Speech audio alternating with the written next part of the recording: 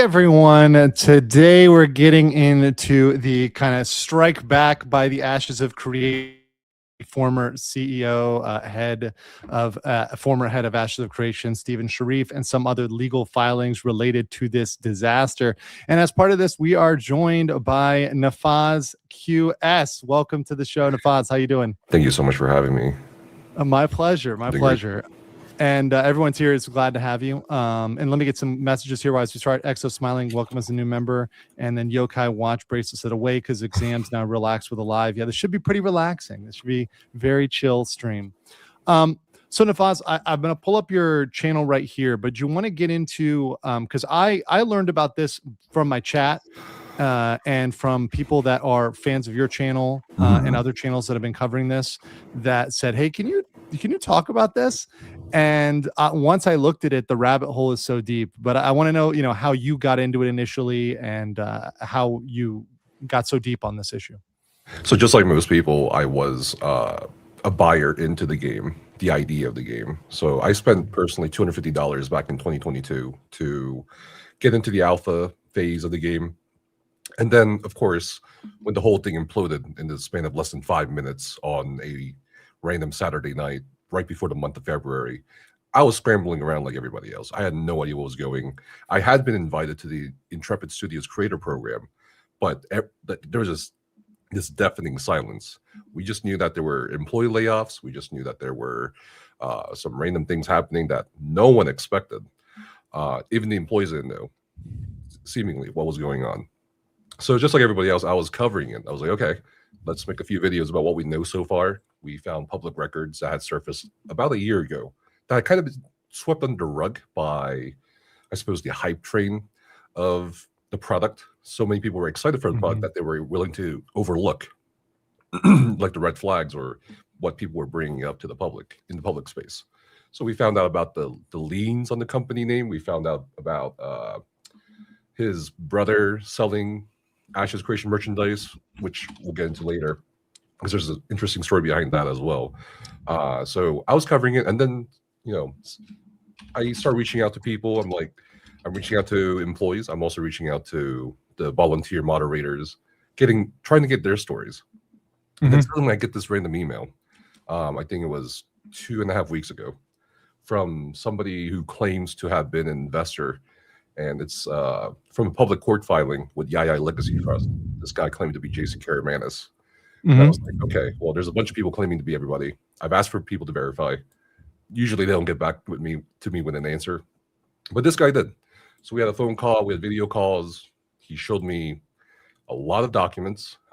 He let me process 383 pages of text messages, not all of which are in the videos because most of it's not even relevant to Ashes Creation.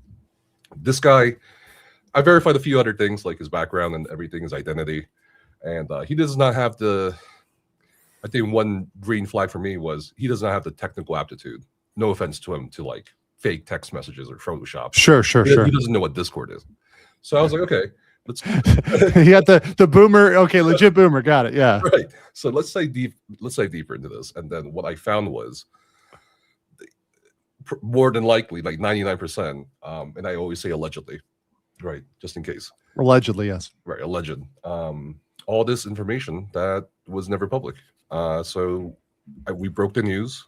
Things blew up. Everyone started catching on to the video. And then that's when employees started reaching out to me. And I think we'll talk about that video here pretty soon.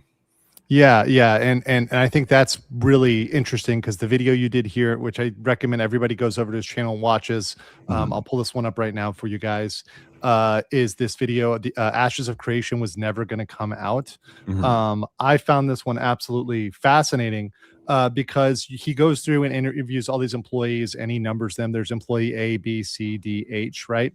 And they all seem to have, and correct me if I'm wrong here, but they seem to have different impressions of Stephen. Correct. Right now, some of them, they said, hey, he was a nice guy. He was friendly with us and he played Magic the Gathering with us. And we had potluck with him, right? But when you get comments or different ones about talking about what he was doing with the game, you get stuff like here with employee H, which I like this right here. we were forced into doing constant scope changes, grandiose pot fuel ideas dreamed up by Steven, dealing with his never-ending dog and pony shows we called the live stream. Yeah. Right?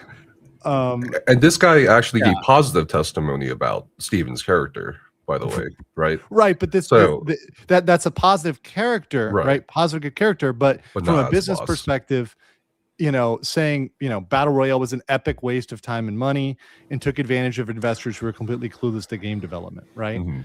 From a business standpoint, that just tells me everything I need to know, that for a long period of time, the resources were being mismanaged, right? Yeah. I do want to clarify a couple things with the employee's testimony. So, sure. Because a lot of people are saying, "Oh, these are all contradicting each other," or some of it's contradicting each other. These are from a wide, like, employees that had occupied a wide variety of positions, from bottom to top, at different periods of time. So you're gonna have, I think, like, this is the most honest you can get, I feel like, from a person's perspective of what was going on, what Steven was like.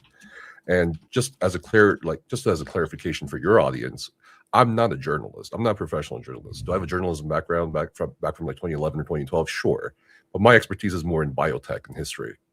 So when I say things like in this video, things like journalists don't say, like, hey, they said more things off the record, I'm trying to give people a hint that, hey, this is not everything that was told to me, or like during it or after it. So I just want to get that out. Yeah. Right. So it's not all the information, right? Because the employees, like you said, they're in different roles. Correct. And in certain roles, you might not normally run into the heads, or you might normally not go to a board meeting, even if they had them, which were, the allegations here.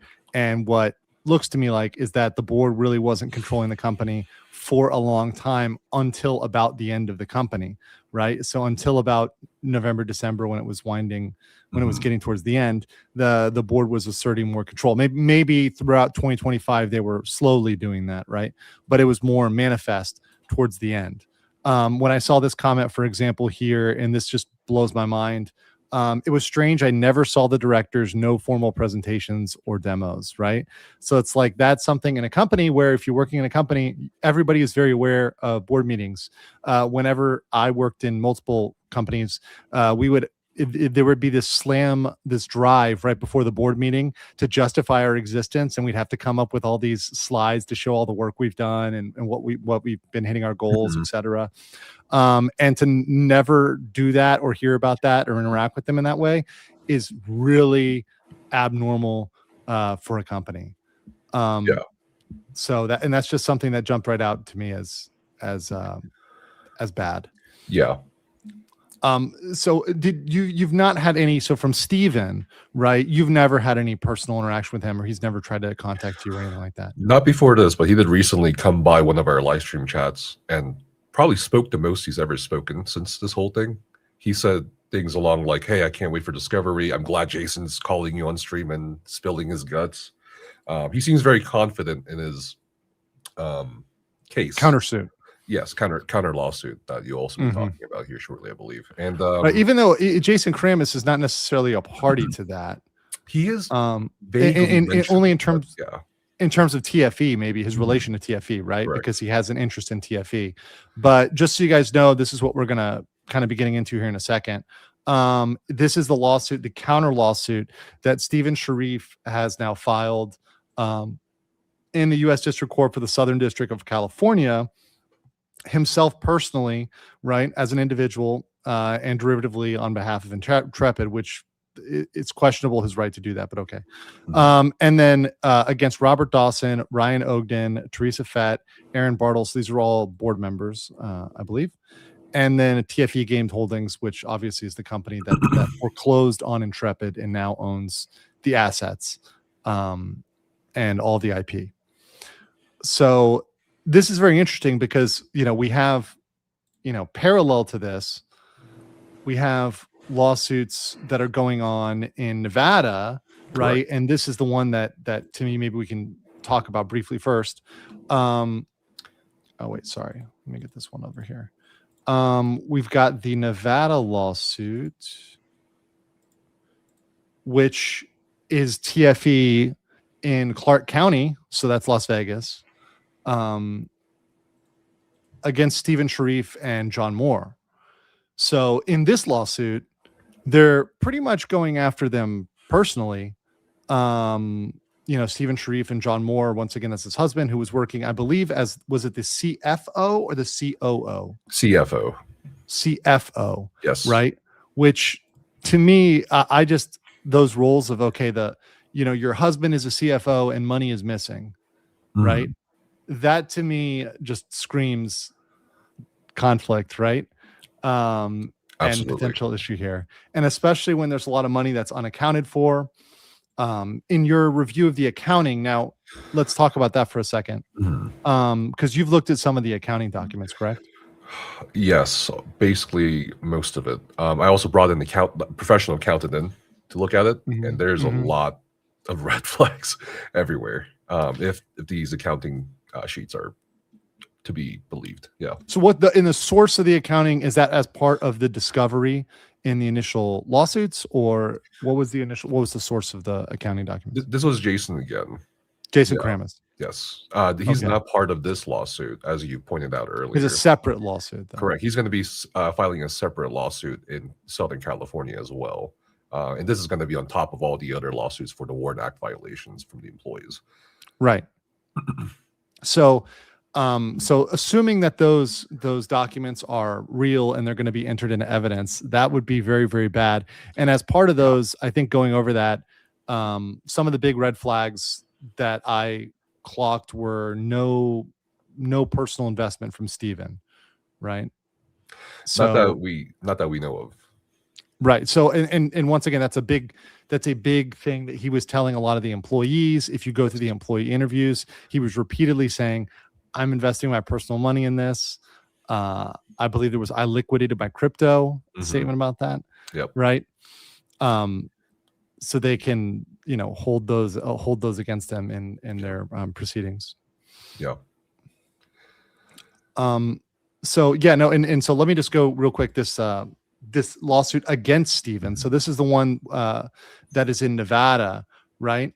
And they're trying to go against him for a lot of things, but mainly breach of fiduciary duty. So, saying, hey, you had a fiduciary duty to the company. You had a duty as an officer to manage and control the books.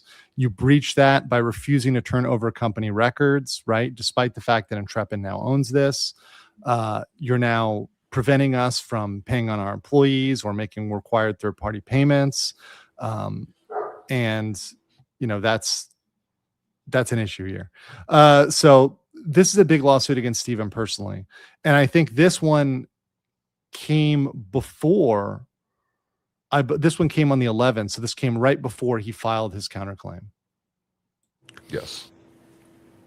So, I mean, in looking at this, I mean, I would just say, he breached his fiduciary duties by authorizing and causing the payment of approximately $17,400,000 in unauthorized personal or excessive expenses from January 1st towards January 1st, 2016 to January 31st, 2026, the misappropriations. Not limited to excessive personal loans to certain shareholders with no documentation and no repayment, direct transfers to shareholders with no stated business purpose, direct transfers to miscellaneous accounts with no stated business purpose, and D, miscellaneous personal expenses charged to Intrepid's credit cards or defendant Sharif's personal credit card that was reimbursed by Intrepid. And then going into the commingling of personal accounts and QuickBooks and commingling between the Intrepid accounts. So with the documents you look through the accounting documents and such, I mean, do they more line up with the narrative that's being told in this Nevada lawsuit? Yes, it looks to be that way from the documents that we got access to. There was and this is public information at this point. So there was a very suspicious, for example, $200,000 withdrawal to a personal checking account under John Moore after a $500,000 deposit by Jason into the Intrepid checking account. We also saw other transactions that may not even be business expenses at all. So, and according to several employees, they had to go to the CFO, John Moore, to try to get him to give up his credit card for like software purchases or company expenses. It's not.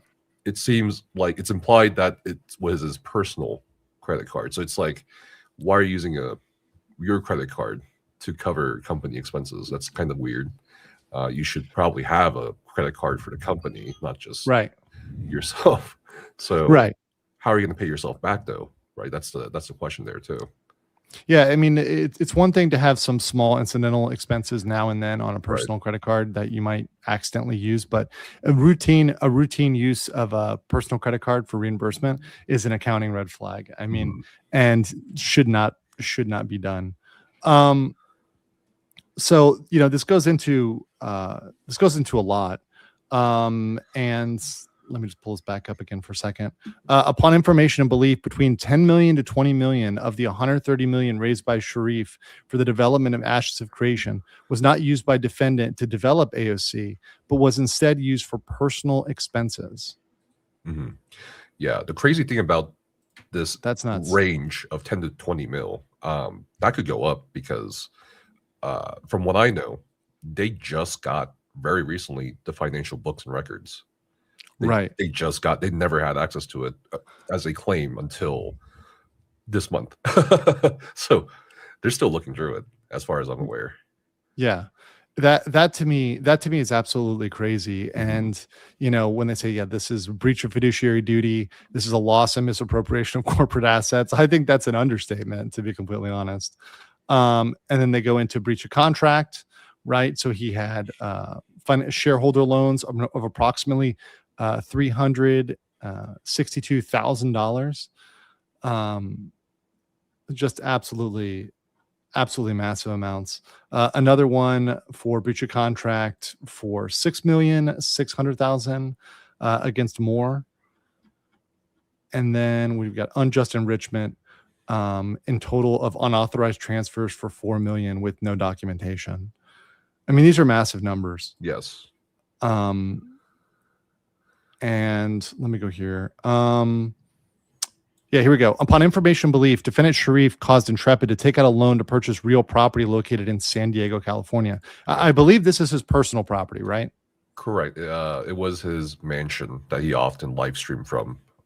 So the mansion or the interior of the mansion was often in the background, which I think convinced a lot of people that, he's going to claim it. This guy's very rich, so he's going to claim it as a business expense because he streamed it. He was able to stream from his living room. No, that's not how it works. That's definitely something that's a red flag. So yeah, it's like he used Intrepid's investments as revenue to obtain a loan to purchase the mansion, and he sold the property for $8.5 million and did not repay Intrepid for the loan and retained the profits from the sale for himself. So this is the profits they want to try to disgorge there. Absolutely massive. Then another Sharif making transfers to Moore totaling almost $6 million, $5.9 million, with no documentation. And once again, just absolutely crazy amounts. Absolutely crazy amounts. Let's see what else we got here. Do you got injunctive claim for relief and delivery of company records? You've got conversion, which is essentially like theft. And you've got attorney's fees they're trying to go after as well. So this is a massive lawsuit in Nevada that's pending against Stephen Sharif. So to me, I had heard about this one coming, and I was like, this guy is just absolutely done. So I was shocked when I saw there was a counterclaim. Yes. And what he's trying to pitch for his counterclaim. So we're going to read through this counterclaim. I want to read through at least the beginning section of this, because I think it's kind of worth going over, like Stephen trying to defend himself and whether or not you think that's legitimate. We'll see. So interrupt me at any time here you want to jump in. So plaintiff Stephen Sharif, an individual on behalf of himself and all the other shareholders in Intrepid Studios by his undersigned counsel, alleges against Intrepid Studios, which is now owned by TFE, Ryan Dawson, Robert Dawson, Ryan Ogden, Teresa Fett, and Aaron Bettles, the board defendants, and TFE Game Holdings. This lawsuit seeks to stop Intrepid's rogue board of directors from intentionally destroying the company, including through layoffs of its nearly entire workforce, through manufacturer crises, and through bad faith foreclosures on secured loans. The board defendants intentionally sabotaged Intrepid to steal its assets, including its most valuable assets, its IP and trade secrets. The IP was developed under the leadership of plaintiff Stephen Sharif, a shareholder in Intrepid, its visionary founder and creator of the MMORPG Ashes Creation. I will just say throwing in visionary there was a little bit of yeah, a lot of people have been pointing that out. Like, why are you describing yourself as visionary? It's something other people usually give to you. It's a team effort there, and right. This was something that was being worked on by a lot of people, not just yourself. And once again, I kind of laughed at this because to me the narrative here is, okay, this is this rogue board of directors, but we're going to see a timeline that really only starts developing in 2025, the last year, really the effectively the last year. They ended in early 26, of the company, when the company's been around 9 years. Right. So saying your board hasn't been, is a board that suddenly is doing something, is probably doing something because you fucked up that much. Right. Yeah. And maybe in the past they let you slide on it because they weren't paying attention to what you were doing. But there's a certain point at which the board, especially as investors, which is very, very common, that the board is made up of the stakeholders, the biggest stakeholders, biggest investors, that they're going to step in and try to save their investment. Because as much as Steven can say, well, this is a game and it's about fun and magic, it's a company, right? And companies are about money and products and deliverables, right? What's interesting is this is very contrary to all the claims he has made throughout the years since 2017, that there's no outside investors, there's no board of directors. He said this on hundreds of live streams, hundreds of developer updates, hundreds of posts online, saying, hey, we're never going to be beholden to board of directors. So it was very shocking to a lot of people in the gaming world when suddenly there's a board of directors that has surfaced seemingly out of nowhere. Right. Yeah. When it's never been a thing before. Right. Yeah. So let's see. Plaintiff has dedicated more than a decade to developing Ashes of Creation, including its world, lore, gameplay system, software architecture, and proprietary development tools. The gaming community has, and by the way, I'm going to see, the one thing I wanted to see in this is if at any point he claims to have given his own money, because this is a statement that he seemed to consistently make listening to your videos. The employees were under the impression that he was giving his own money. Yes. And I think the public was under that impression as well. Correct. He made it seem it was unlimited budget as well, which is insane. Right. There's no unlimited budget. It doesn't exist. Right. It may seem unlimited, but that's because the money's coming quick. And when the money comes quick, you get a little bit drunk on the possibilities. So let me continue with this. I'm tracking this document and seeing if anywhere in here he makes that claim, because if he does not make that claim, then it's pretty much an admission that was bullshit, right? If he's not saying, hey, look, I've got this, because what he'd be doing there, if he said that, he'd have to back that up in discovery and he'd have to, make sure he's not making a false statement. But if he didn't do that, then he certainly wouldn't put that in there. But anyways, the gaming community has been anxiously anticipating the full release of Ashes of Creation for years. Defendants well understood that the success or failure of Ashes of Creation would be exceedingly public and personal to plaintiff. Okay, it's like personalizing it to his feelings. Yes. They also understood that its success would be exceedingly profitable. It's a business. The board defendants took steps to ensure that they alone profited from that success at the expense of plaintiff, derivative plaintiffs, and Intrepid as a company. Beginning in 2024, defendant Rob Dawson, Intrepid's principal lender, once again, he's a lender, so he has a stake here, embarked on a campaign to extort control of Intrepid from plaintiff and ultimately strip Intrepid of its assets, including its groundbreaking IP and trade secrets, for Dawson's own use and financial gain. Through repeated threats to withhold funding for payroll, to shut Intrepid down, to financially ruin plaintiff, and even physically harm plaintiff, Dawson and okay, I'm going to tell you a little secret here, Nafas. Okay. You can copy paste this. This is a common Yes. error with redactions. Mhm. This is like the worst redaction ever. So I think it won't hurt anybody to say it's a secret agreement, right? Because I this won't violate anything. I can say it's a secret agreement that they want to keep secret. Yes. So there was a secret agreement. Okay. This is the same they did that with the Epstein files too. It's like you just copy paste and get it out of here. It's like they're not actually redacting, they're just highlighting it. Black bar, yeah, lazy black bar. Elected himself LLL redactors. Elected himself to the board and cherry-picked additional board members who would do his bidding. These board members are defendants Ryan Ogden, who is a duly appointed chief financial officer, Teresa Fett, and Aaron Bartles, who collectively are the board defendants. So to me, I'm going to stop here real quick. This is what you do on the board. If you control the board, you elect people on the board that are on your side. Like, I don't know what Sharif is like. Has he not ever worked with a fucking board before? Like, that's how a fucking board works. There are a bunch of people that are there by the majority people, and they're paid to do their bidding, right? That's it. They're not necessarily always going to be working for the enjoyment of gamers. Correct. Right?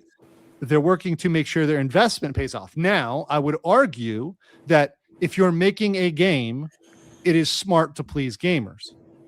You know, sure. that one usually tends to make money, right? But at a certain point, if you're in kind of this development hell where you've been going on forever, you have to eventually deliver a product. And there can come a time if you're dicking around for too long, to use a legal term, right? Where there's like, all right, let's go. We need to make some money. And that's not unreasonable at all from a board perspective.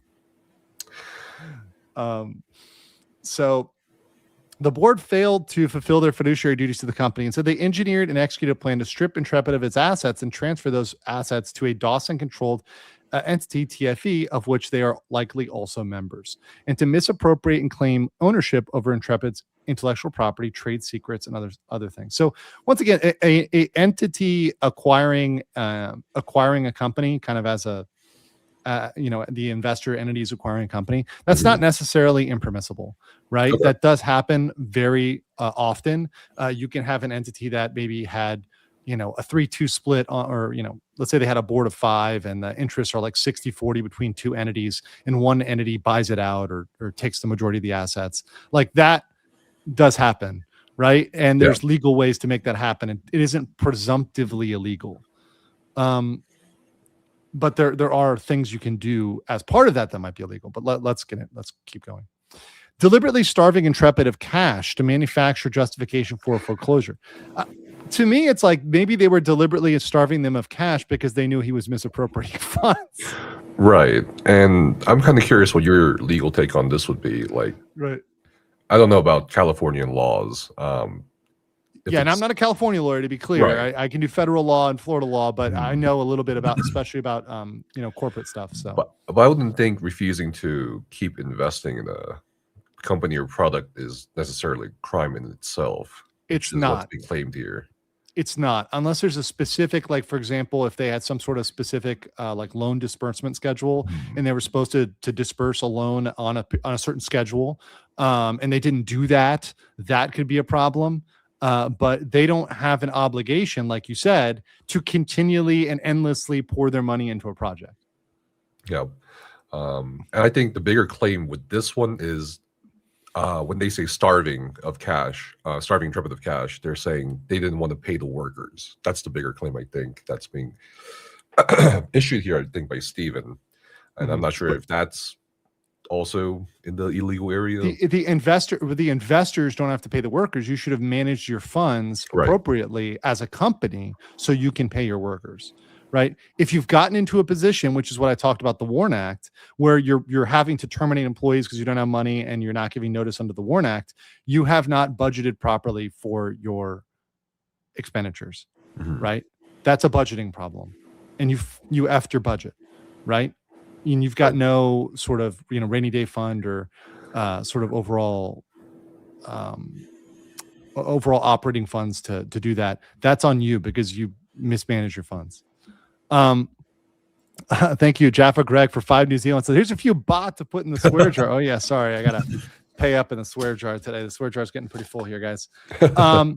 I can see you need a few satang dropped in there tonight, Kun Andrew. I know this is pretty spicy. And when it gets into corporate stuff, once again, having worked in the corporate world, like I see this and it to me jumps out as, okay, this is really odd behavior. And this is the behavior of companies that I saw that were going to be insolvent, right? And we're dealing with insolvent companies. So if we're dealing with like a potential bankruptcy situation, right? So the board would not be liable for that, and they would only be actually liable if they had board meetings. No, I mean, you might even argue that, you could argue that the board might be held more in a breach if they had zero meetings ever, and they never tried to do this, right? And they never tried to redirect a ship. And obviously they're going to have their own perspective on this, right? So this is Steven's perspective. So the board is going to have their own perspective. So the board might, I don't want to this is speculation, right? This is total speculation, but from their perspective, they may say, okay, in 2025, we noticed he was mismanaging money. And therefore we decided to take a more active role as a board. And I think if I was on the other side making their case, that's what I would say. Bald Eagle for 10 says Sharif is trying to have his cake and eat it too. He wants to run with the money he stole and keep the IP so he can sell it off to another studio down the road. He's lucky the IRS hasn't come in yet. Oh, they will eventually. Eventually they will come. Yeah, one of the bigger claims by the TFE people are that he reported the loans as revenue on his tax filings.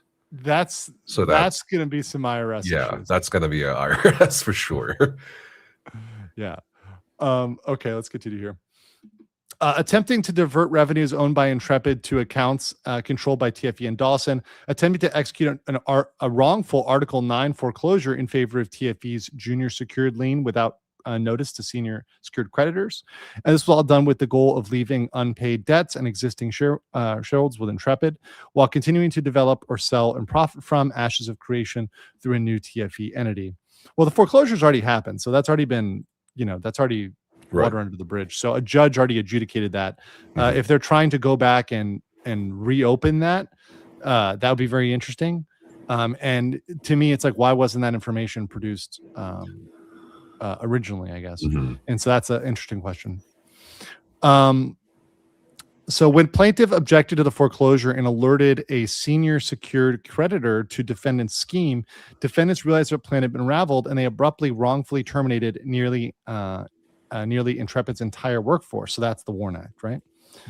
Now, from what I heard though, Navaz, the order of operation was Stephen resigns and then the WARN Act goes out after? Yeah, that's what Steven says. Steven says. Correct.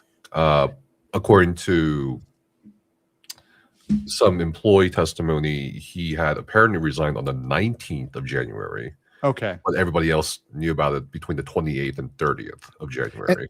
And they got the notice from from what I saw, some sketchy email that was from somebody that nobody knew. It's actually you're probably familiar with the term nihil deceit, right? He says nothing. That's a legal term, I believe, in Latin. That says you didn't respond. That's pretty weird. Nobody knows who it is still. Nobody knows who sent it, whether it was an employee or Steven or John or the board. Yeah, it's interesting. Oh, sorry. And let me answer that question. Someone, Digital TO is asking, can the board call a board meeting? Yes, the board can call a board meeting, right? Yeah, so the board can call a board meeting. So you can say perhaps that they're culpable as well for not calling meetings, right? But once again, we need to get into why weren't they calling meetings? Was that because they're being privately reassured by Sharif? They were getting calls from him, and saying, "Oh, we don't need a board meeting, we don't need that," and being talked down or getting some sort of other like informal updates. So we don't know about that. At least we don't have solid information from discovery. Anyways, he goes on to say defendants' actions signified to the public a complete collapse of Intrepid, and they triggered severe and intense public scrutiny regarding the apparent failure of the game, treatment of the employees, and plaintiff's perceived role in both. Defendants intentionally set up plaintiff as a scapegoat to face the backlash alone, including by intentionally filing a false corporate disclosure listing Sharif as the sole board member and plaintiff's husband, John Moore, as the chief financial officer.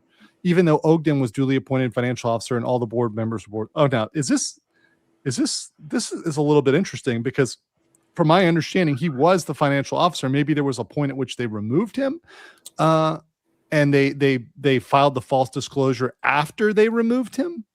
So I think there was a corporation filing in April 2025 where Ryan Ogden appeared as CFO along with Stephen Sharif as CEO. But then I think, was it December, I believe, 2025, John Moore, I guess, went back to being CFO instead of Ryan Ogden. Okay. Right. And so that's possible. Documents. It's possible they could have, either made a mistake. That is possible. They could have made a mistake there, or they could have flipped that role back. It could go either way. They did this for no other reason than to conceal the identities of the board of directors and insulate them from public fallout. Well, that's not. You don't always make your board of directors public. That's not yeah. Let me just stop that.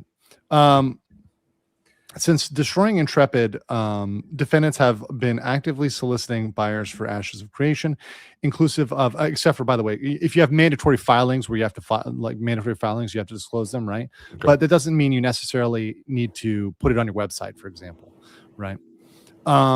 Since destroying Intrepid, defendants have been actively soliciting buyers for Ashes of Creation, inclusive of Intrepid's intellectual property and trade secrets, in an attempt to salvage their own financial exposure. They have also been publicly defaming plaintiff to the gaming community. Now, this is interesting because that's the thing that's been floating around a lot, and I've seen a lot of guys talking about defamation. What do you think about that? Because to me, and I'll take this away for a second to let you opine on this. But to me, reading court documents and reading and going over evidence and reviewing stuff, even if it's evidence that, it is submitted by one party, if you caveat that and you give the explanation, hey, this is submitted by Jason Karamis, he's an investor, right? To me, that's not defamatory because you've got what is being presented as the facts in front of you, right? And you're just presenting on the facts. But I want to know, because some people say Sharif is being defamed and people need to be careful. Well, I guess if Jason's allegations are true, then it's not defamation, right? Yes. So, yes. And he seems very confident. I mean, he's willing to be very public about it. He's an open book, as he says. So I don't think there would be a case of defamation if he's this confident before a lawsuit, even, to spill everything about what he knows about Stephen. This is actually the first mention of Jason Karamis, which he's not named, weirdly enough, in this lawsuit from Stephen. He's not, no. Yeah, but he's kind of vaguely referred to, like, oh, these guys are defaming me. Oh, this random guy introduced me to Rob Dawson. That's all. That's both Jason. So it's going to be interesting. I don't think there's a case for defamation here. But maybe there's, I mean, we're still missing. Yeah. And I don't think Sharif is going to go around and sue a bunch of YouTube creators that he thinks are defaming him. I don't think that would do his public image any good. And I don't think that would be great. He could try, but he could try. I don't think it's going to work. Yeah. A lot of people have been worried for me, like, oh my God, what if he tries to sue you or I don't know, slap back? I'm like, I don't care. I mean, go for it. It would just probably make you more popular because you'd get sued once again. You're getting like a bad face suit from a game developer, and the headline on that is game developer tries to crush dissenting voice, right? Or like just like reviewer here. Yeah. And from what I understand, you're doing it very methodically. You're doing it very professionally, and you're going over the facts of this. So, I mean, you're an excellent source of information on this. And I think it's you try to do it in a neutral way.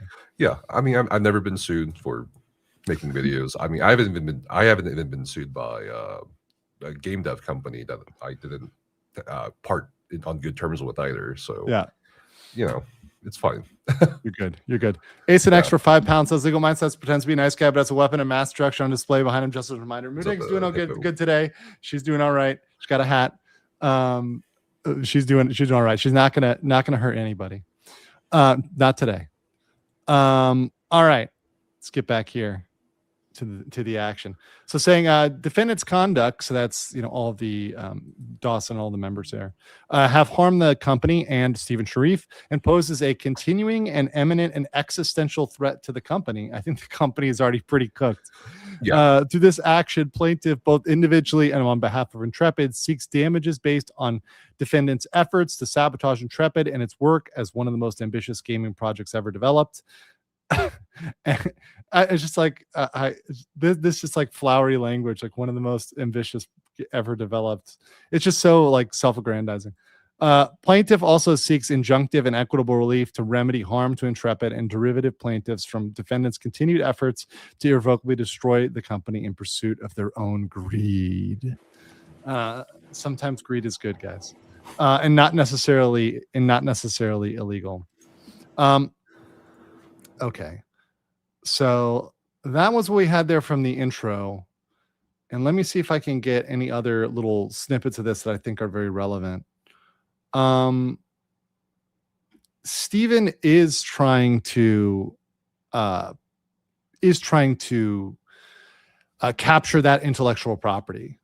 So if you go back here, and this is a further one in the general allegations, right? He puts himself, here, Steve. So Sharif founds Intrepid, fosters Intrepid's creation of IP and trade secrets, and obtains early financing. So he puts himself in this position, kind of painting himself as the IP owner in this narrative.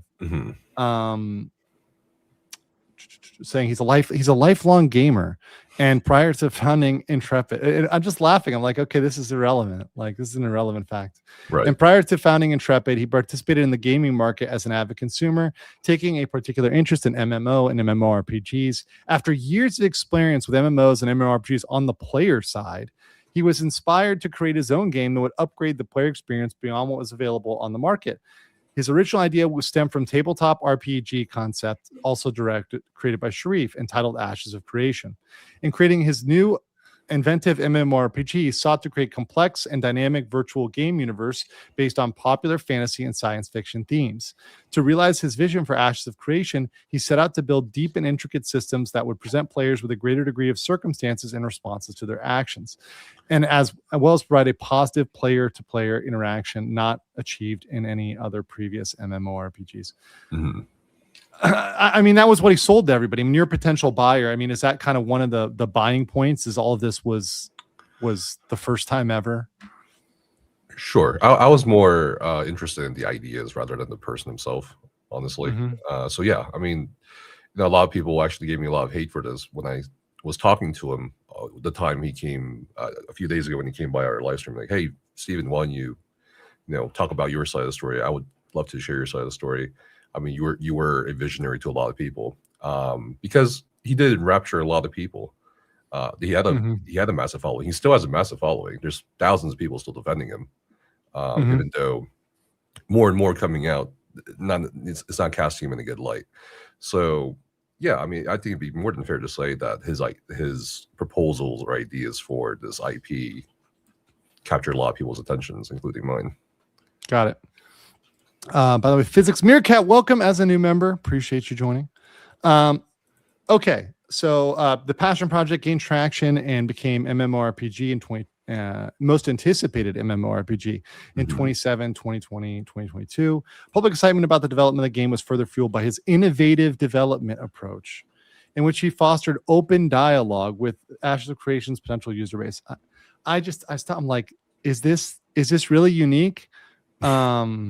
I mean, people talk to their users. He's not the first person to develop a game by listening to players. What's your opinion on the flowery language used in this lawsuit so far? It seems a little abnormal. It's a little bit much for what he's going for, and it paints him into this. Once again, it kind of paints him into this kind of singular role for crafting this and making this happen. It doesn't mention a lot of the others that would need to be brought on to make this happen. Not to mention the initial funding, right? Without the Kickstarter funding, without that initial boost, he would never be able to secure separate loans. And to me, that's a massive thing. And also all the very experienced developers he brought on, because in your interviewing with employees, a lot of these people had a ton of experience, right? Right. So that's necessary to get things done. Not just, I've got this really cool idea, bro. Anyways, there were many concrete benefits. This novel, it's a little bit much, right? It's innovative development approach. Well, what is that? To just talk to the user base, right? Host live webinars. Okay, right? However, an abundance of player feedback contributed to an already iterative and lengthy process that is typical of MMO development. Prior to the early access in 2025, Ashes of Creation had been tested with players in 3 separate iterations. Following years of were you part of any of this? The testing? I did the Alpha 2 testing. Okay. Yeah. And what did you think when you played the Alpha 2? I thought it was very unfinished. There definitely need to wait. I also have a lot of friends who invested invested like thousands of dollars into this. Sure. Some of them were also like, this is not ready yet. But I mean, I can see where the idea is going. I can see where the train of logic is going with some of these systems. So it gave you hope? I think it gave a lot of people hope, even though it was very unfinished and people took a break from it actually and said, oh, I'll just test it later when they add more stuff or fix more stuff. So was there something that struck out to you as like the most cool feature that was going to come out, or one thing that kind of jumped out? It felt like a lot of things all at once. So I don't think there was any particular thing that jumped out to me. Definitely the art jumped out for sure. Art. Okay. Yeah, the graphics, because they had made the switch from Unreal Engine 4 to Unreal Engine 5, which is the engine for a lot of games these days. Following the iterative diligence, an early access version was released to the public in 2025, December, right, through Steam, a popular gaming platform. Prior to the execution of Dawson and the board's illicit plan, Ashes of Creation boasted the highly unusual day 30 player retention rate of approximately 76%. Okay. So he's going through all this IP, these trade secrets that, once again, he's framing this as stuff that, hey, I was the one to do all this. Audio and visual effects, models for characters, monsters, the environment, visual effects, text narrative, sound effects, animations, production assets, the confidential source code and technical implementation architecture, including server-side node logic, distributed event processing systems, dynamic resource allocation algorithms, balancing formulas, backend systems governing world persistence, territory control, and economic dependencies, design and implementation of server meshing technology and distributed networking systems, proprietary player versus player risk reward scaling algorithms and conditional reward modification logic implemented with combat and flagging systems, implemented node system engine logic, developmental tools used in the game creation, an event tool used to create open world events, wars, and caravan systems, an implemented seasonal environmental system as built by the engine, implemented trade caravan systems, including economic balancing and resource distribution logic, class implementation logic and stat balancing systems, and compiled builds, development pipelines, and infrastructure configurations and production environments. So saying essentially that these trade secrets were a secret. And let's see, and they had NDAs. Let's see here, and I want to make sure I don't read all the absolutely necessary stuff. But he gets back into, once again, here's the language once again. Intrepid was Sharif's passion project. He provided early funding to the company from his personal funds. So there it is. That's what I was looking for. Right. So now he's put this in a court document. So yeah, now I want to see Sharif, and if he contacted you or got this over to you or whatever, now I want to see him produce that discovery, because I want to see the funding that he put in there and showing for that, and where is that in the books, right? And why is that not in the other version that Jason Karamis provided to you? So how much did he provide? What form was it?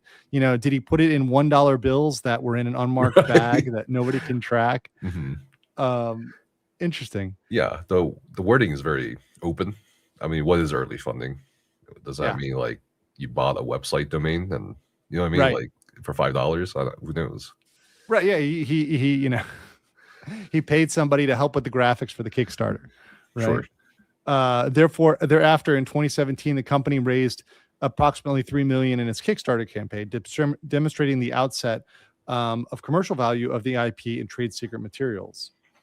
And by the way, a lot of those materials that he's talking about weren't even developed by then. They were that at that point, it was conceptual. During the initial phase of the company, the board of directors consisted of Sharif, John Moore, and Thomas Alkazan. That's because they didn't have investors, right? Right. So that's why. And when you get investors who are putting a lot of money in, they demand to be on the board.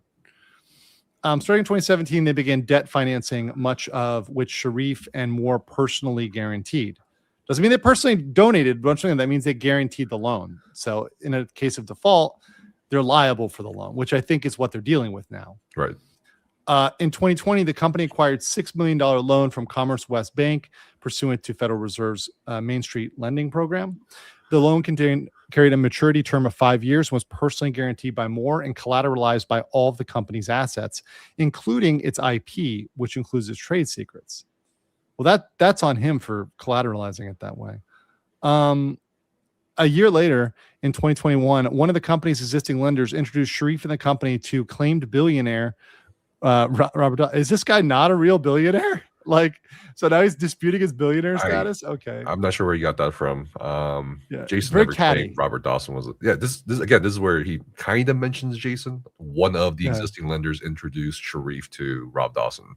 So it's to my knowledge, Jason never claimed Rob Dawson was a billionaire. So I'm not sure where this is coming from. Yeah, I see that. I see that there. Yeah. Okay. Let me make sure everything's okay. Yeah, we're all good on the back end. Awesome. All right.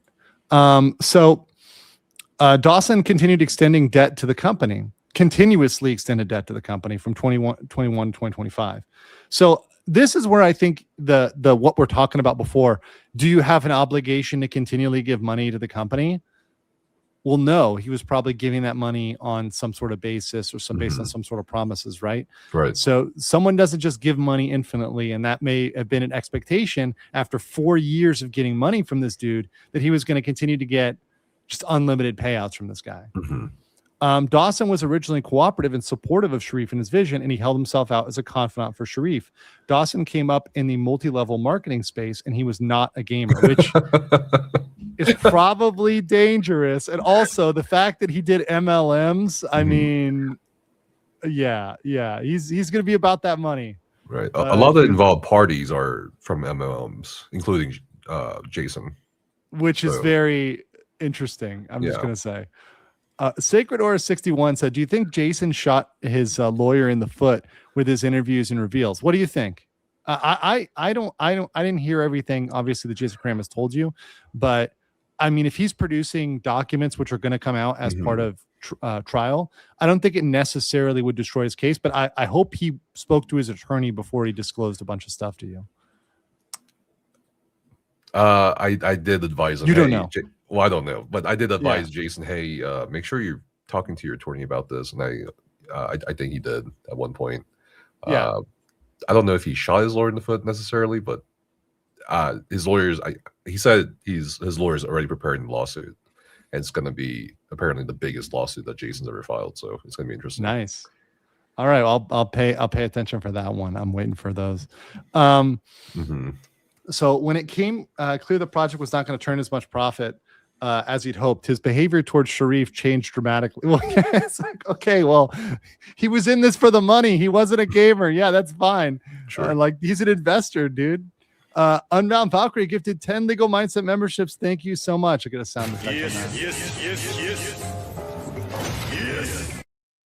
Received a gift. Please say thank you to Unbound Valkyrie 9489. Appreciate that. Appreciate all the support of the channel. What you guys do is very great. We're gonna have a members only stream coming up very soon, where I'll maybe just do some reaction content, or maybe we talk about anime, games, other stuff like that. So you know, if you haven't become a member, consider it, and get those gifts. All right. Dawson's campaign of control and coercion. In late 2022, 2023, a major video game developer expressed interest in acquiring Intrepid for hundreds of millions of dollars. I wonder who that was. Jason is claiming it was Riot Games, the company behind League of Legends, Valorant. Very interesting.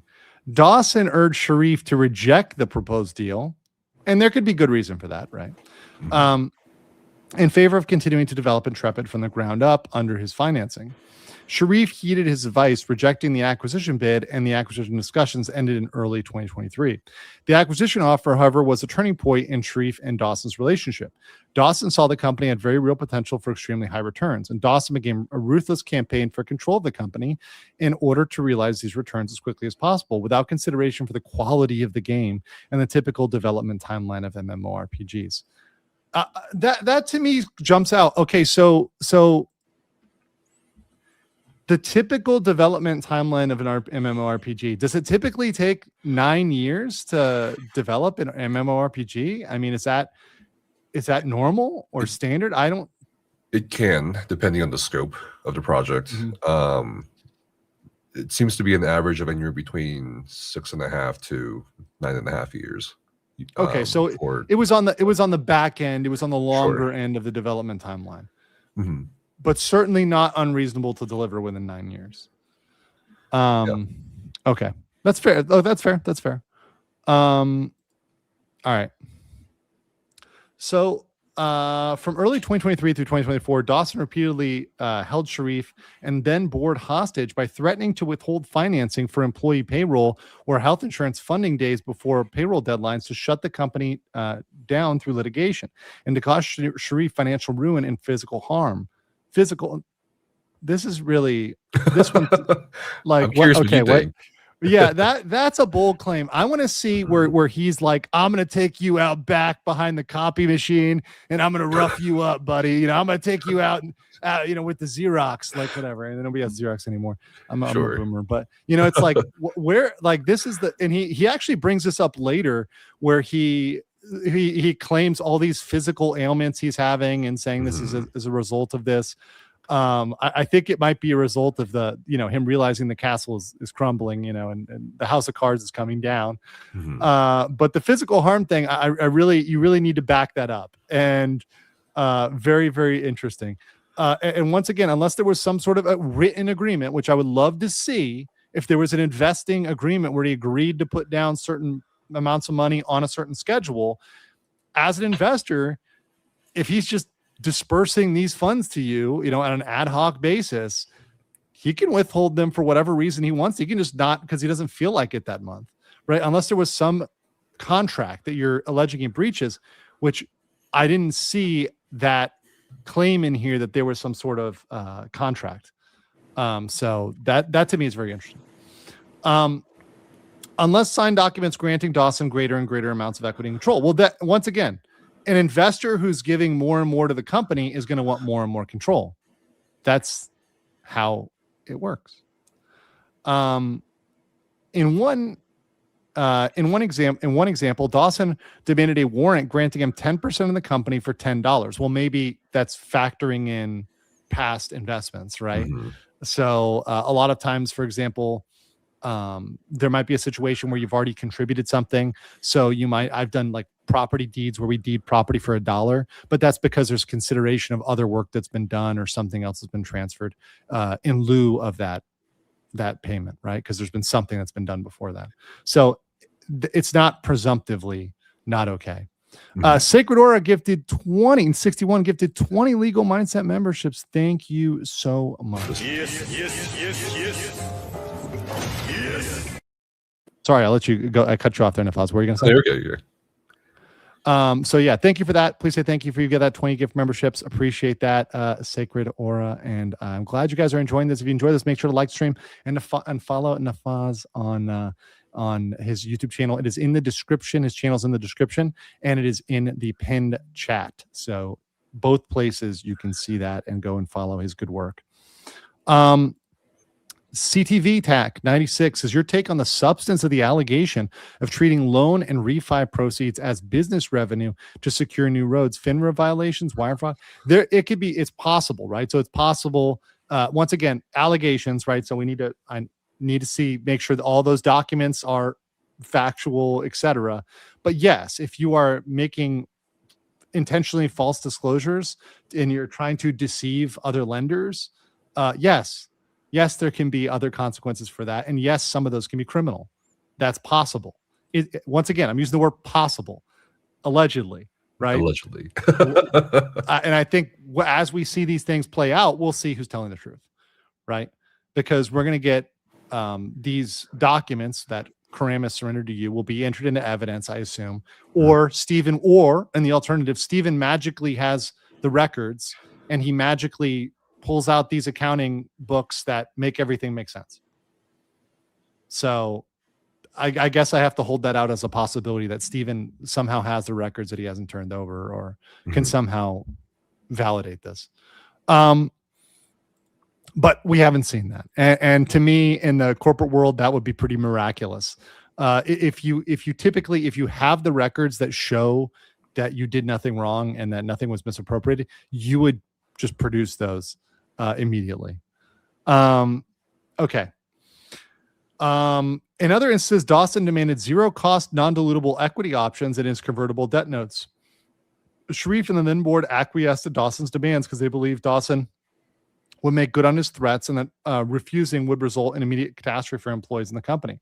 Dawson also required Sharif to involve him in all discussions with the company counsel. Despite his outsider status, Stephen falsely represented he was an agent of the company to retain company counsel. Now, this could get him in some trouble, but it depends on what was being discussed and what was going on there, right? Because there are certain discussions. I mean, just because you're talking with the company attorney doesn't mean everything is necessarily a top secret or a breach there. But if there were false representations made about his status, that there could be some issues there. As a direct result of his intentional and mounting pressure, plaintiffs suffered an extreme health crisis. Here it is, including hypertensive emergency and acute kidney failure, hospitalization, and vision loss from blood pressure complication. That's a lot, including macular edema. Plaintiff suffered long-term impairment from the health issues he experienced during this period. Dawson was privy to his health issues at the time, and he was well aware of the long-term impacts he suffered. So he's throwing in here essentially, and I believe, let me pull this down and scroll here for a second, but I believe one of his claims is actually intentional infliction of emotional distress, which I was just absolutely shocked by that. Let me see if that's here. Maybe it's not. Let me just double check here. No. Trade Secrets Act, fiduciary duty, corporate waste. Oh, here it is. Got it. Seventh claim for relief, intentional infliction of emotional distress. I mean, sorry, I got to play a clip here. Hold on. Emotional damage. Typically, you do not see that in a corporate lawsuit. Like, it's not. It's something that jumps out to me as really freaking odd. And he doesn't give specific. I mean, he gives the kind of a broad picture, right? But like, he doesn't give a specific basis. Like, on this day, this encounter was so physically, whatever it was, so this that it inflicted this on me, and with with malice or with the intent to do that. Very, very odd to see this. And this was one where I was like, this is a weird counterclaim. I'll read through this section just because this blows my mind. So the board defendants engaged in extreme and outrageous conduct directed at Sharif by directing defendant Ogden to file a false statement of information in order to shield the board defendants from any public fallout arising from their illicit foreclosure and subsequent illegal firing of all Intrepid employees, and instead to pin the blame wrongfully on plaintiff. Their premeditated plan to shield their identities from the public and let the plaintiff take the fall has ruined plaintiff's reputation in the community he has devoted his professional life to, destroyed his sense of safety and well-being, and has put him directly in the way of harm. So essentially saying by filing a false essentially board filing the accusation. And this is the accusation. Once again, not saying this is true, but saying the filing of a false statement was enough to inflict this severe emotional distress, including anxiety, fear, humiliation, loss of sleep, disturbance of daily functioning, and other symptoms of mental anguish. So very interesting. I'm just going to say this is a very interesting claim. I will say right now, unless he provides a hell of a lot of evidence, this thing is not going to fly. And I will say it's probably the 7th claim for relief, because he's probably throwing spaghetti at the wall and seeing what sticks. To be clear, and I'll just go through the claims for relief now real quick, just because we're a little bit into the show, and I want to make sure we have some time to talk at the end. But the first claim here is the Trade Secrets Act. So that's saying, hey, you own trade secrets, and those were mishandled. And then you've got another misappropriation of trade secrets under California's Uniform Trade Secret Act. So a state claim related to the trade secrets. Then you've got violation of their commercial code, which appears to be by violating, proper notice to secured parties that had interests in the company, breach of fiduciary duty against the board. So very in there, especially if there were no board meetings for a while. And then aiding and abetting breach of fiduciary duty against the company TFE. 6 is corporate waste. So essentially saying they misappropriated funds and they were not acting in the best interest of the company. And then intentional infliction of emotional distress. That's 7. And then civil conspiracy. So saying they willfully conspired to directly or indirectly misappropriate or disclose their confidential and proprietary business information, trade secrets, and intellectual property. What kind of evidence would you need to see for a successful infliction of emotional damage? For successful intentional infliction of emotional damage, I would need to see something very specific by that with that filing was intended to have that impact physically, like an emotional physical impact on Stephen Sharif, right? Because it can be emotional damages are allowed for intentional infliction of emotional stress. It doesn't have to be physical damage, right? But saying they did that specifically to get him, right? Not for some other purpose, right? Some other permissive, whether it's a impermissible or shady purpose, you've got to prove that was intended to be inflicted on Stephen, that they were filing that document to make Stephen have a mental breakdown, essentially, to break him. And I think that's very difficult to prove. That a filing of a document and you've got to show essentially, emails where they're like, hey, we're going to really break Stephen with this one. This one's going to destroy his magical dreams or whatever else it is.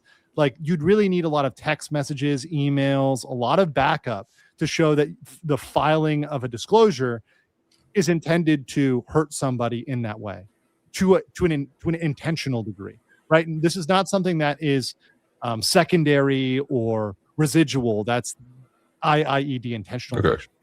So yeah, that's where they lose me there. That's where he loses me. Now, maybe once again, this is all speculation. So maybe there's text messages and emails out there where these people say some evil stuff. Who knows? That's what the court's for. Same with civil conspiracy, by the way. With civil conspiracy, you're going to need to show that these guys were plotting, and you're going to need to show this last eighth claim for relief. You're going to need to show that these guys were intentionally trying to misappropriate funds. And the thing is, when people are trying to do that, typically they're pretty careful about doing. I mean, sometimes they're sloppy, but typically people don't put in emails and text messages, hey, let's misappropriate funds here, right? So you've got to have some backup for that. Now, you can do it through accounting. You can do it through, hey, they violated these laws.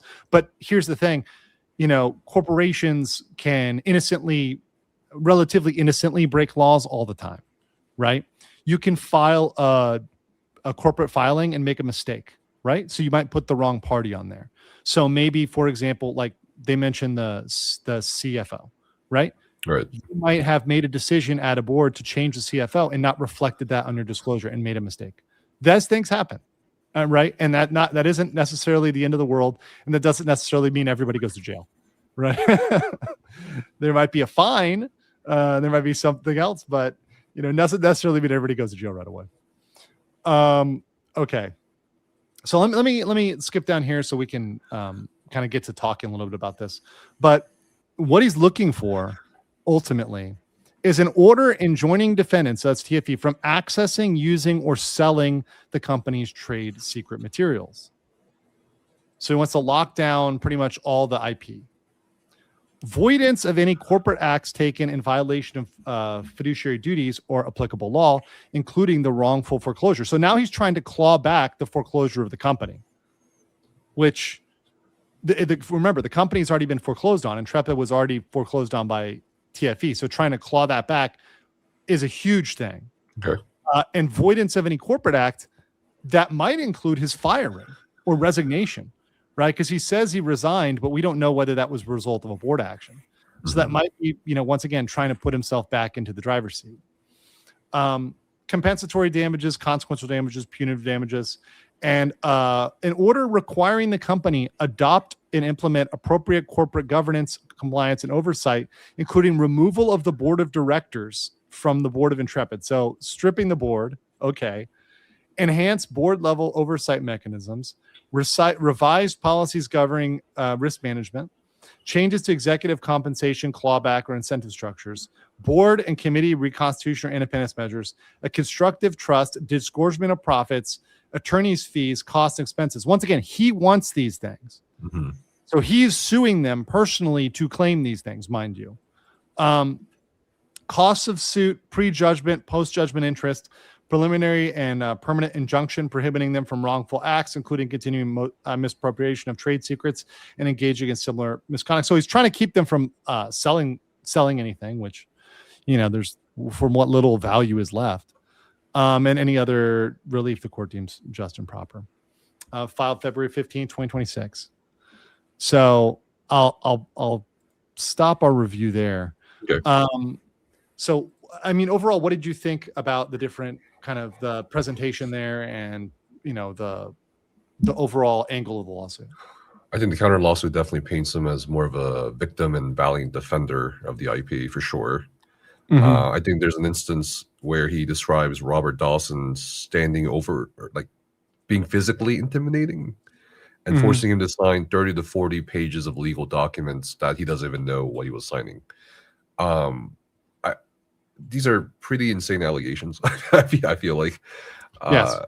And the claims that he kind of outlines in the lawsuit, like, I think it implies there's an implication where, okay, we're here, but how did we get here, right? Like, where did this board of directors come from?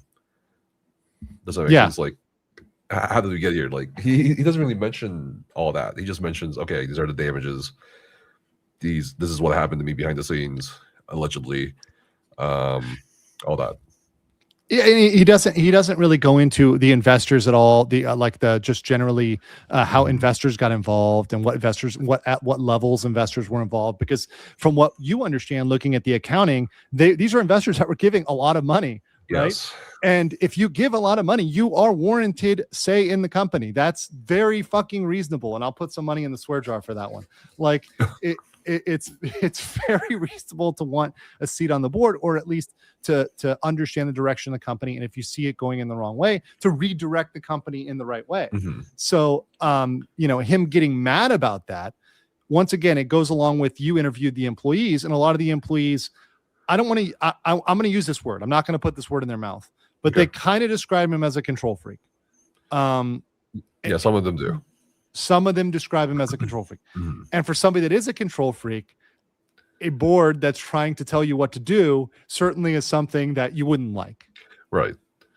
I think an interesting thing about those testimonies is that there doesn't seem to be any middle ground. Like, there's no one saying, oh, he's okay. There's people saying he's really great or really bad. So that I think was very interesting to me when I was listening to people talk and corresponding with them, for sure.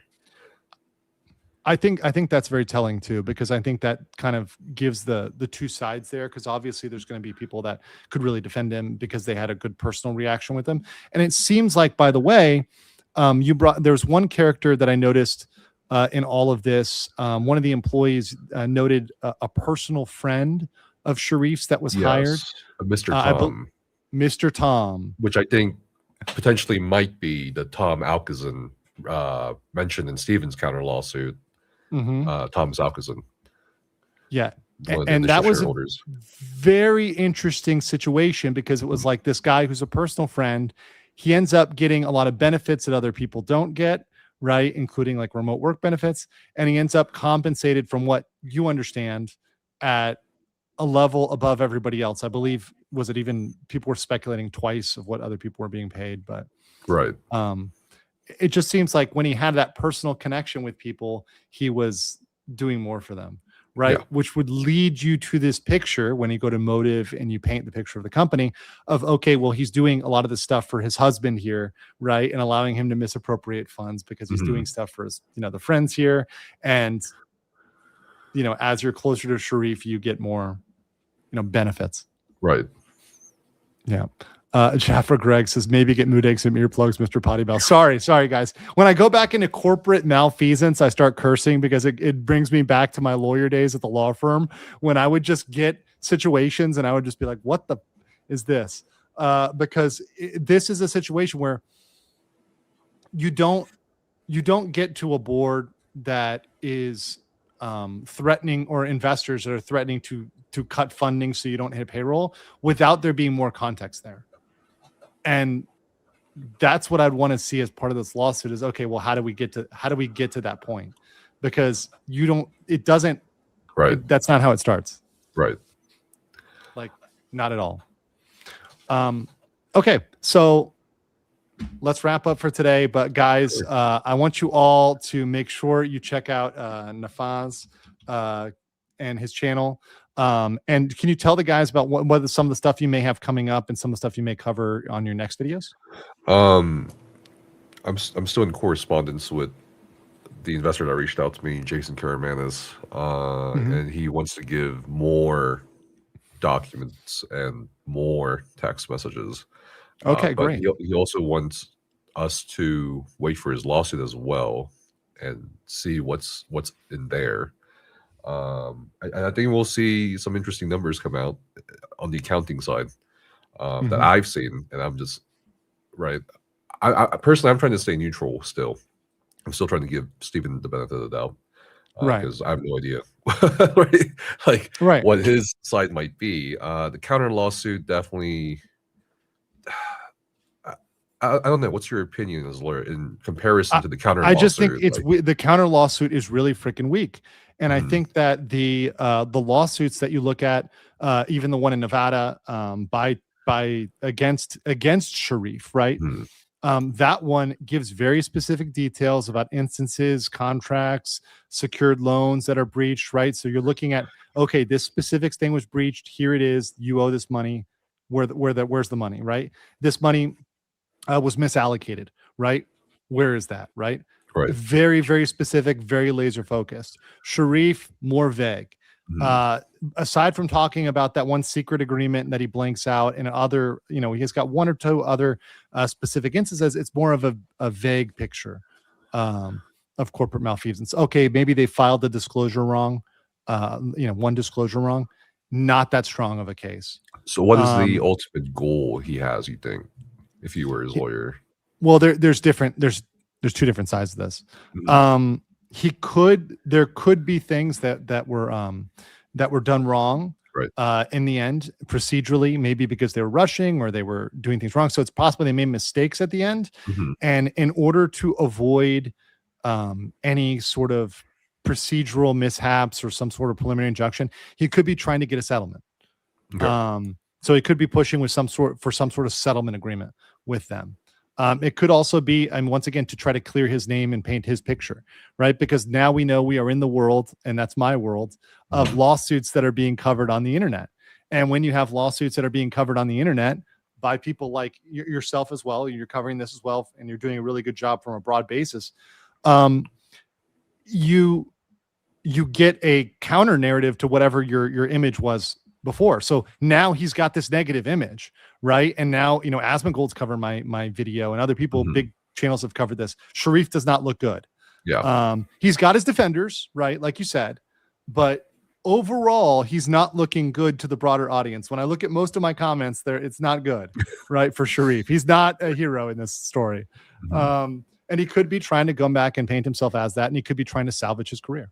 Okay. Because this could be, I mean, if he has any chance to do anything in this field in the future, he's got to try to have his version of reality put out there. So it could just be to get that. And then ultimately, okay, he gets a settlement or something. But if I were them, I wouldn't settle with him over this. I would take this to the paint. Yeah. So it's a Hail Mary, but he might still, once again, want to be this big gaming guy in the future. He may still have this vision that he could come back and create another game, and that Stephen Sharif is not done with gaming. Interesting. And he could genuinely believe that. Okay. Because there are people that are at that point of delusional belief. I see. And he may have, like I said, there may be some proof as to, once again, it's all allegations, but there may be some real things they did wrong procedurally, because he points out procedural errors. Right. The foreclosure. Foreclosure, notices, stuff like that. That stuff happens, especially if you're rushing, and especially if your corporate counsel is not have proper time to consult with outside counsel or funding, right? To consult with outside counsel, you can file a disclosure incorrectly. That can totally happen. So I can believe they might have done some things wrong. That's very possible. But that doesn't necessarily mean like the overall attitude of the board was inappropriate. And it certainly doesn't mean that being greedy and just being, that line of being greedy and caring about money is necessarily a bad thing from the board's perspective, because that is indeed part of their duty to care about the finances of the company. And if you see the finances of the company are going like this, it's your job to pull it up. Right. And at a certain point, it is your job to liquidate the assets. There is a certain point when the company gets to a certain point, you have to consider, is liquidating the assets in the best interest of the company. Okay. If it gets to a certain point, like when you're on a down, that's like, and if a company is near bankruptcy, sometimes bankruptcy is in the best interest of the company. Okay. I guess my last question for you is, what do you think is going to happen with the employees legally? Because it seems like, right, because they still need their compensation and pay. They've got to be paid out. Right. Now, who's going to pay them out is the question. Right. So out of what pocket that comes, because that would presumptively come from Intrepid, right, which is now owned by TFE Holdings. So if TFE Holdings is able to, disgorge enough profits, you had a letter, we didn't pull it out, from Valve, where they were trying to get money from Valve. But they sent that letter on the 31st. The game was pulled off of Steam on February 3rd. So they really didn't get any money off of that. Right. But if they're able to get enough money from Steven, perhaps, or whoever else, then maybe they can go and pay those employees. And they're gonna have to, somebody's gonna have to pay those employees, right? And now, could they get in a situation where they get shorthanded? It's possible, right? Depending on the overall state of the company and what they have and their assets, etc. But I think TFE should come out of pocket for that if they've recovered enough. Okay. So, once again, that's an important thing, and California puts a pretty high standard for that as well, because this was a California company, I believe. Yes. So, they might get it, but the timing might take a while, is what I'm saying. So, they should get what they're paid for. Now, are they going to get these bonuses? I mean, they can argue for it because they had these bonuses here that they were saying that they were owed. I'm going to pull this up again for you guys. I didn't show you this, but Stephen Sharif promised them. This is pretty crazy here. Promised them bonuses that were ridiculous. Look at this bonus, right? You're making 55 to 70K. You're going to get 135 to 175 launch bonus, right?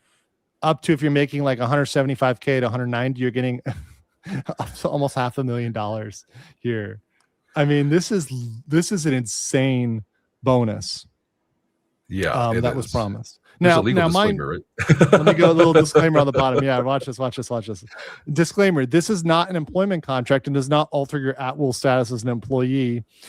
Company reserves the right to amend the bonus pool program at any time. Any payouts as part of the bonus pool may be impacted by unforeseen circumstances. So, they'll try to claim, hey, that's something that, it was unforeseen that we were going to go down. No, you guys knew this was going to happen. And that was shown to you at a time in which you knew your finances were in trouble. Kieran says, Sharif don't like it, rock the cast. Okay, that's a good one. All right. On that note, Nafaz, thank you so much, brother. Thank you so much for having me and giving us your legal insight. Really appreciate it. My pleasure. All right, guys, take care. Bye. Ladies and gentlemen, we got him.